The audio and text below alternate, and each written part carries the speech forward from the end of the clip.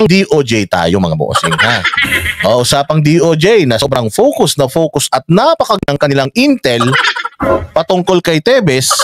Ang daming milestone ng kaso na yan ni Tebes. Pero dito sa missing Sabongeros hanggang ngayon ganun. High profile din to ha. Talagang tinutukan ito nitong reporter na to. Dati daw nangako si DOJ Secretary na laging merong case conference na buwanan. Pucha, hindi na daw natuloy yun. Hindi nga yata nangyari. Kayo namang kayong mga biktima, si Boying, naniwala kasi kayo eh.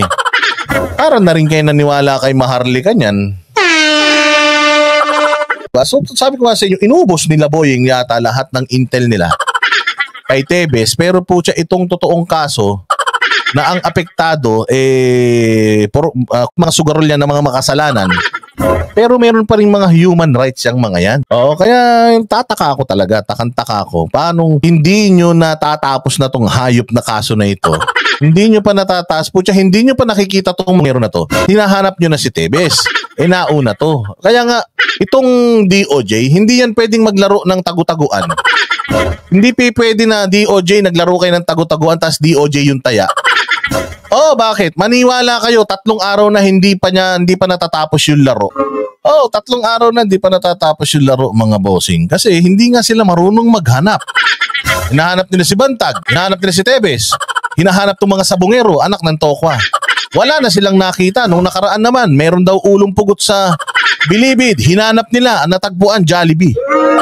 Ay, nako, yari. Hindi, Santi Santos, nag-message si Banat Bay sa akin, may issue din daw yung kanyang internet. So feeling ko dito sa area namin, magkapit-bahay kasi kami ni Banat dito sa area namin yung palagay. Although, naka-converge naman ako. Yung Starlink ni Banat Bay, hindi pwede yun, nasa condo siya.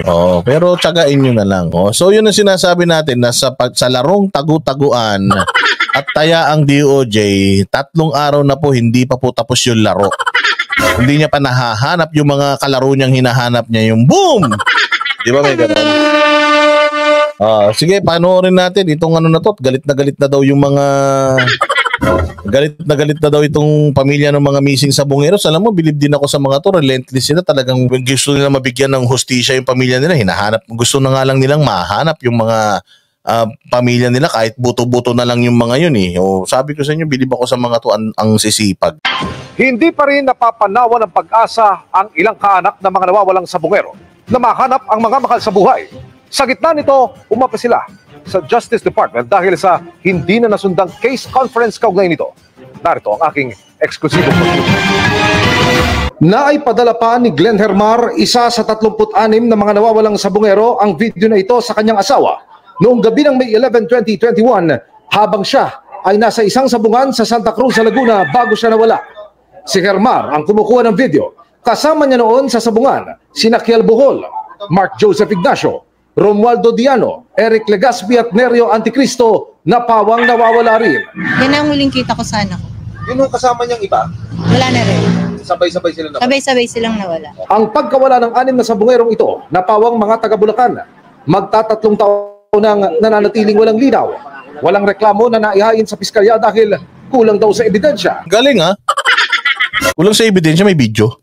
Mantakin mo, 3 taon na to yung sa anak niya, nauna pa natapos. Hindi pa ba ebidensya na hanggang sa sabunga? Sobrang nakakalungkot. Wala na rin daw nangyari sa buwan ng case conference sa Department of Justice na nauwi walang patid nung mainit pa ang usapin. Nung nakaraan po January, hindi po natuloy. Tapos nangako po ulit sila na ngayong February, imimit nila yung mga kamag-anak ng mga nawawala. Matatapos na naman po yung February. Wala na naman pong update sa amin kung kailan kami pupuntang DOJ. Sa ngayon, pinipilit na lang daw ng mga kaanak ng mga nawawalang sabongero na huwag panghinaan ng loob. Ano na yung plano nila para sa amin? Hindi naman kami bibitiw kahit abutin ng ilang taon. Meron paano nila kayo atupagin? Wala naman silang mahihita talaga sa inyo. Wala naman silang mahihita sa inyo dahil kayo yung mga normal na mga tao lang naman. Syempre, priority nila yung mga high profile cases kung saan maglalagay sa kanila sa pedestal.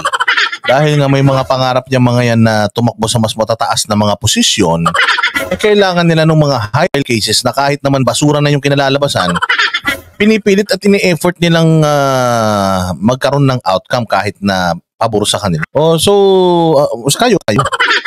Sino ba naman kayo? Ano ba naman may tutulong? Magbibigay ba kayo ng pera sa kanila? Wala naman. Oh, so wala yan mga bossing. Walang mangyayari dyan. Hindi kayo priority. 3 taon na umasa pa kayo. Oo, naku, wala. Pero gawin nyo ganito. Tumistigo kayo lahat kay Tebes. O sabihin nyo na kami po tumitistigo kay Tebes, nakita namin yung pangyayari. Sigurado ko ano kayo niyan, kakausapin kayo niyan hanggang sa kung gusto nyo magdamag pa kayo magkwentuhan. Oy, Ninong Randel, how are you? Panoorin nyo pa to. Ano pa po ba kaming iniintay ng hustisya? Yun po malaking katanungan sa amin eh. Kasi kami po hanggang ngayon, hindi kami sumusuko hustisya sa kanilang pagkawala. Sinusubukan pa naming kunan ng pahayag ang Department of Justice. Diba? Usually, Department of Justice lagi may sinasabi yan. Pagdating sa ICC, makakausap yan. Pagdating kay Tebes, makakausap mo lagi yan.